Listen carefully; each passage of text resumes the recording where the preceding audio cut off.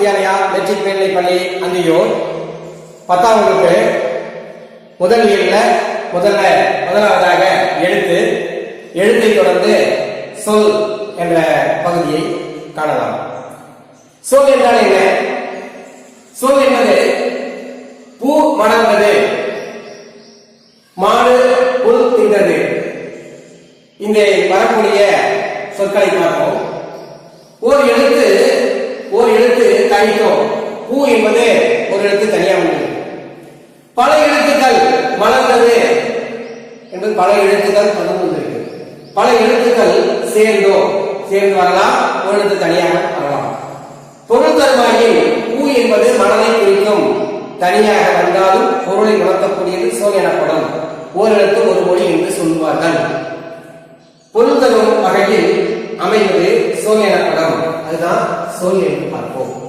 சொல் என்றால் என்ன என்ற வினாவிற்கு ஒரு எழுத்து தனித்தோ பல எழுத்துக்கள் சேர்ந்தோ பொருள் தரும் வகையில் அமைவது சொல் எனப்படும்.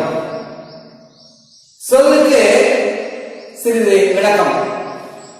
இருதிணை, உயர்திணை, அக்ரிணை இரண்டு திணைகளுக்கும் வரும். ஐம்பால் குறிக்கும் 5 பால் சொல்றோம். ஆண்பால், பெண்பால், பலர்பால், பலவின்பால், ஒன்றன்பால். இந்த 5 பால்களை குறிக்கும். இரண்டாவது, மூவகை இடங்களில் வரும். தன்மை இடத்துல வரும், முன்னிலை இடத்துல வரும், படக்கை இடத்துல வரும். 3 இடங்களில் வரக்கூடியதாக அமையும். உலக வழக்கு, உலகத்தில் வழங்கக்கூடிய பேசக்கூடிய வழக்கு என்று சொல்லுவார்கள். உலக வழக்கு கற்றது கையளவு கல்லாத உலக அளவு அப்படி சொல்லுவோம் இல்லையா? அது மாதிரி உலக வழக்கு.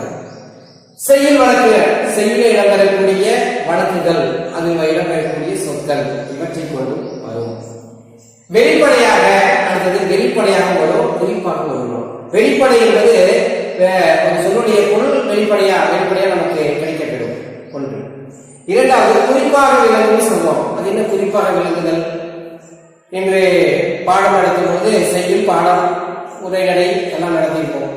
நாளை வரும் பொழுது நேற்று நடத்திய எல்லாத்தையும் படிப்பா என்று சொல்லும் பொழுது அது குறிப்பால் உணர்த்தக்கூடியது. அப்ப நேற்று பாடம், செய்யுள் எல்லாத்தையும் குறிப்பாக படித்து வர வேண்டும் என்று பொருள். அது குறிப்பாக உணர்த்துதல். சுருக்க சொல்லி விளங்க வைத்தல் என்ற பொருள் வரும். குறிப்பாக உணர்த்துதல் அப்படின்னு சொல்லுவது. இந்த 4 அடிப்படையிலையும் இந்த சொல் அமையும் என்று சொல்லுகின்றார் அன்புதான். மூவகை மொழி, மொழியில சொல் என்றாலும், மொழி என்றாலும், பதம் என்றாலும், கிளவி என்றாலும் ஒரே பொருளை தரக்கூடியது. மூவகை மொழி எப்படி சொல்றோம்? அதுல தனிமொழி, தொடர்மொழி, பொதுமொழி என மூவகையாக பிரித்துள்ளார்கள். இதுக்கு ஒரு நல்லூர் நூற்பாடு ஒன்று சொல்லுகின்ற ஒரு மொழி ஒரு புராணமா, ஒரு சொல்லு ஒரே பொருளை தரக்கூடியதும் உண்டு.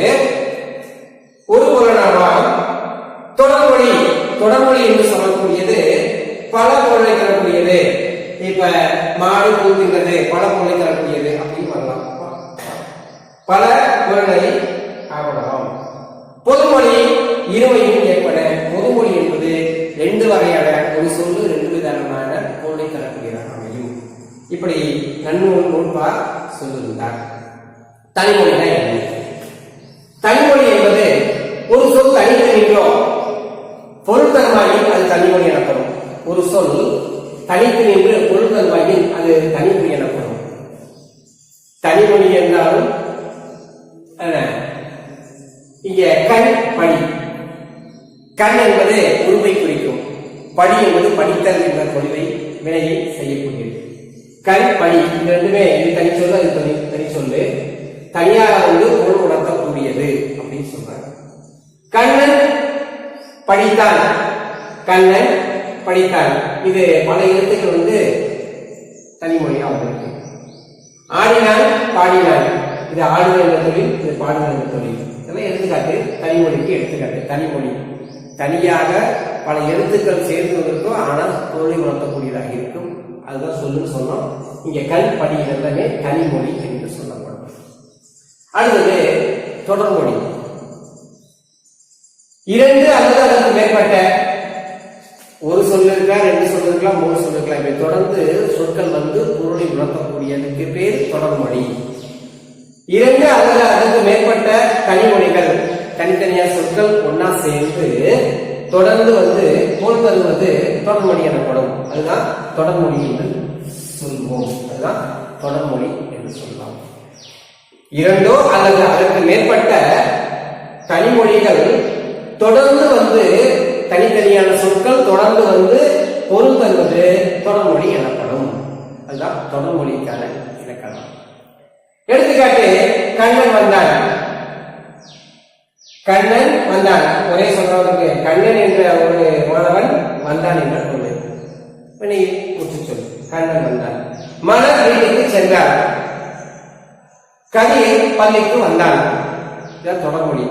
இது ஒரு சொல்லு, இது ஒரு சொல்லு, இது 3 சொற்கள் இருக்கு இல்லையா? ஒன்னா சேர்ந்து தொடராக பொருளை மாற்றக்கூடியது. கதிர் பள்ளிக்கு வந்தான். இவ்வாறு தொடர்மொழி சொல்றது. அடுத்தது பொதுமொழி சொல்றது. பொதுமொழி என்றால் என்ன? ஒரு சொல் தனித்து ஒரு பொருளையும் தனியாக வரும்போது ஒரு பொருளை தரும்.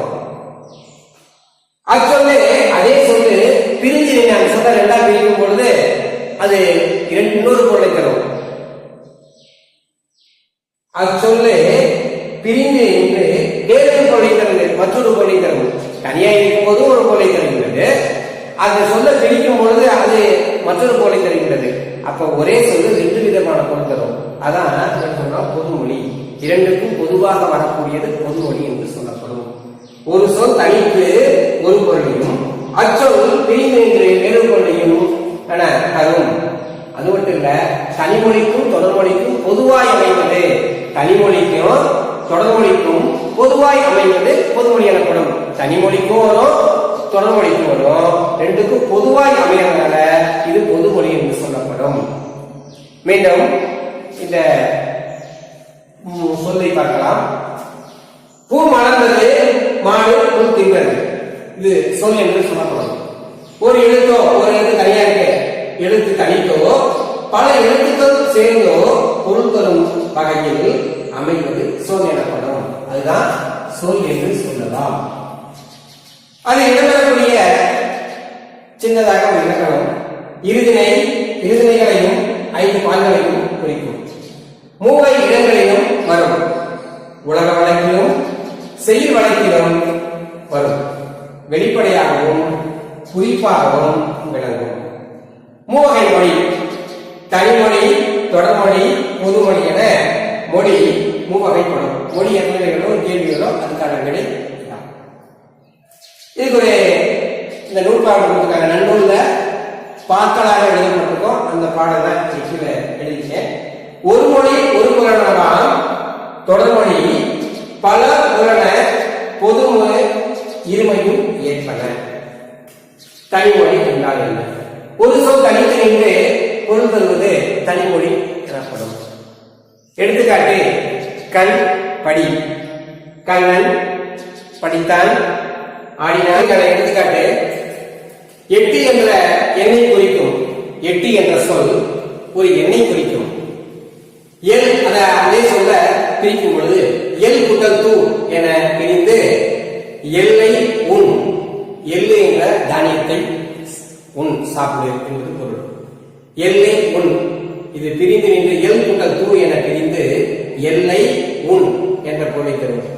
8 என்ற எண்ணை குறிக்கின்றது, எல்லை உண் என்ற ஒரு பொருளை தருகின்றது. அப்ப 8 என்ற சொல்லு 2 விதமான பொருளை குறிக்கின்றது. ஒரு சொல்லு 2 விதமான பொருள். அப்ப பொதுமொழி பொதுவாக நின்று 2 பொருளை உணர்த்தக்கூடியது. வேங்கை, இரண்டாவது எடுத்துக்காட்டு, வேங்கை மரத்தை குறிக்கும். வேங்கை என்பது ஒரு மரத்தை குறிக்கும். அதே சொல் வேம்பு குட்டற்கை.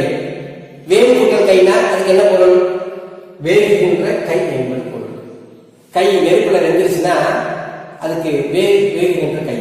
அப்ப கை வெந்துகிட்டே இருக்குன்னு சொல்ல முடியாது, நெருப்புல எரிஞ்சிருச்சு சொல்ல முடியாது. வேகுகின்ற கை. மரத்தை ஒரு பொருள் குறிக்கின்றது, இன்னொரு பொருள் வேகுகின்ற கை என ஒரு பொருள் தருகிறது. அப்ப வேங்கை என்ற சொல்லு 2 விதமான பொருளை உணர்த்துகிறது. ஆதலால் இது பொதுமொழி என்று சொல்லப்படும். இதுபோல தாமரை, தாமரை, தாமரை என்பது மலரை குறிக்கும். தாவுகின்ற மறைனா மான் என்பது பொருள். அப்ப அங்க ஒரு பலகை, பலகை என்பது மரத்தின் பலகை குறிக்கும். அது பலகைகள் இப்படி நிறைய எடுத்துக்காட்டுகள். அப்ப பொதுமொழிக்கான எடுத்துக்காட்டுகள் சொல்லலாம். இப்படியாக இரு பொருளுக்கும் பொதுவாய் அமைவதால் இது பொதுமொழியாயிற்று. இந்த ரெண்டுக்கும் பொதுவா அமைகிறதுனால இது இரு ஒரு சொல் ரெண்டுக்கும் பொதுவா அமைகிறதுனால பொதுமொழி எனப்பட்டது. அடுத்தது தொழிற்பெயர். தொழிற்பெயர் எப்பவுமே காலத்தை காட்டாது. நடத்தல் என்பது எந்த காலத்தை உணர்த்தும்? நேற்று நடந்தானா, இன்று நடக்கிறானா, நாளை நடப்பானா? காலத்தை உணர்த்தாது. நடத்தல் என்பது அங்க தொழிற்பெயர். ஒரு வினை என்பது அங்க தொடர்ந்து செய்து கொண்டிருக்கின்றனால அது தொழிலை உணர்த்துகின்றது. அது தொழிற்பெயர்.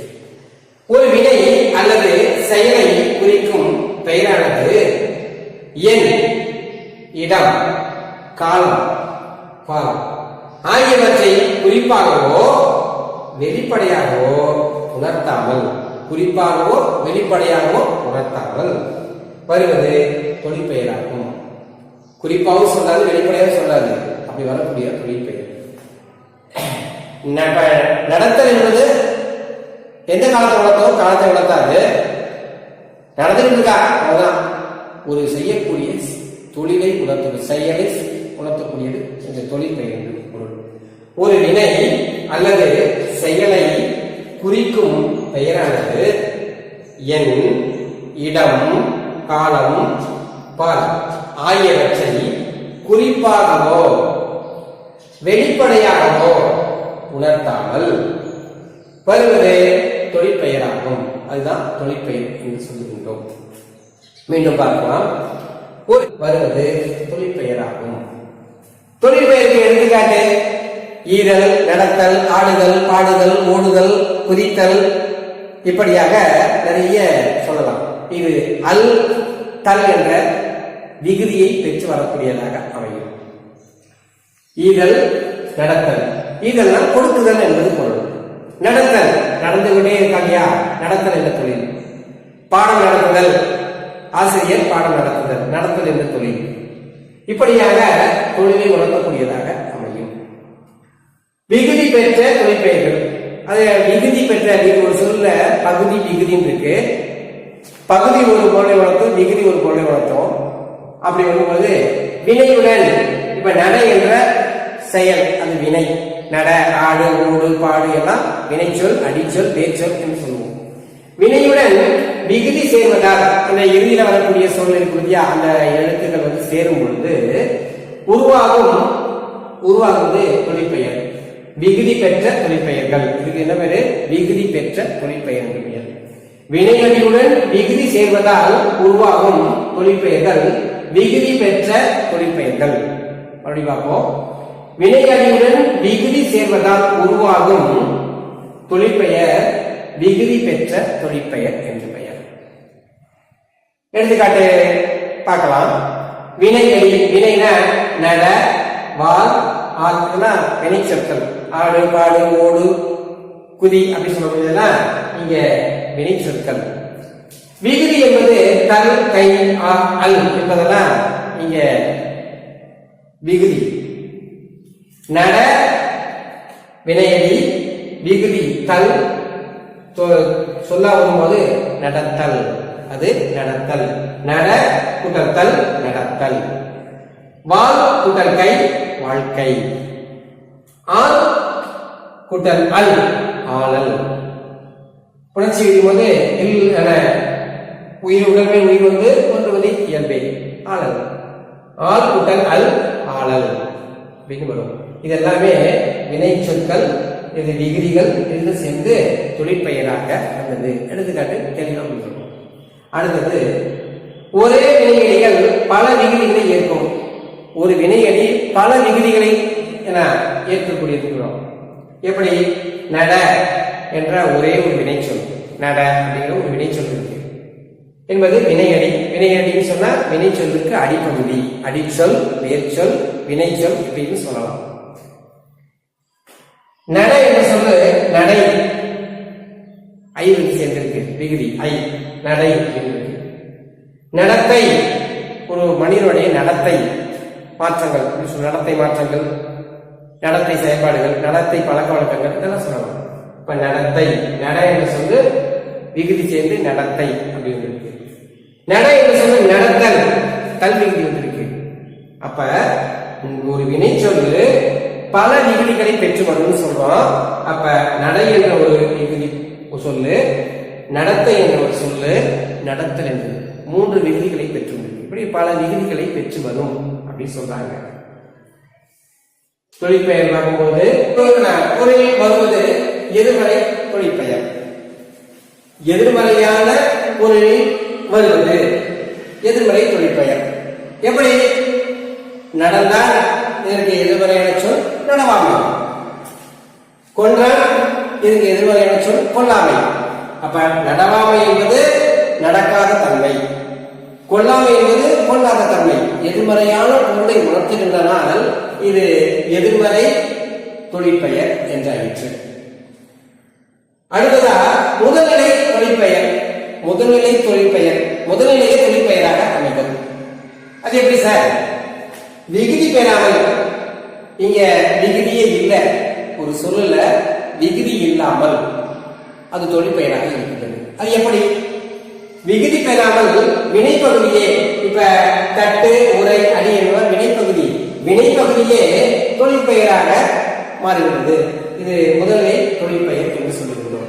இப்ப தட்டு என்றால் தட்டுதல் அப்படிங்கிற பொருள், உரை என்றால் உரைத்தல் என்ற பொருள், அடி என்றால் அடித்தல் என்ற பொருள். அதனால் இந்த சொற்கள் வினை சொற்களே தொழிற்பெயராக இருக்கின்றது.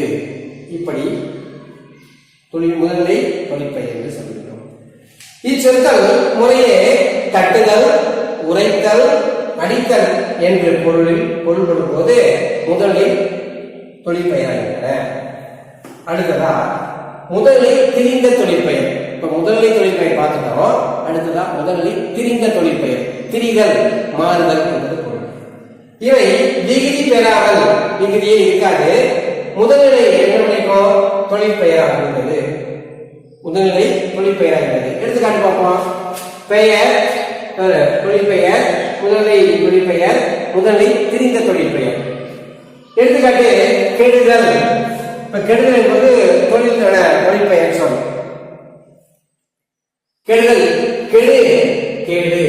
முதலை என்பது கெடு, முதலை திரிந்த என்பது கேடு. கெடுவான் கேடு நினைப்பான் அப்படி சொல்ல முடியாது. சுடுதல், சுடு, சூடு. ஆடுதல், அடு, ஆடு. இப்படி இது முதல்நிலை தொழிற்பெயர், இது முதல்நிலை திரிந்த தொழிற்பெயர் என்று சொல்லுகிறோம். அடுத்ததாக வினையால் அடையும் பெயர்.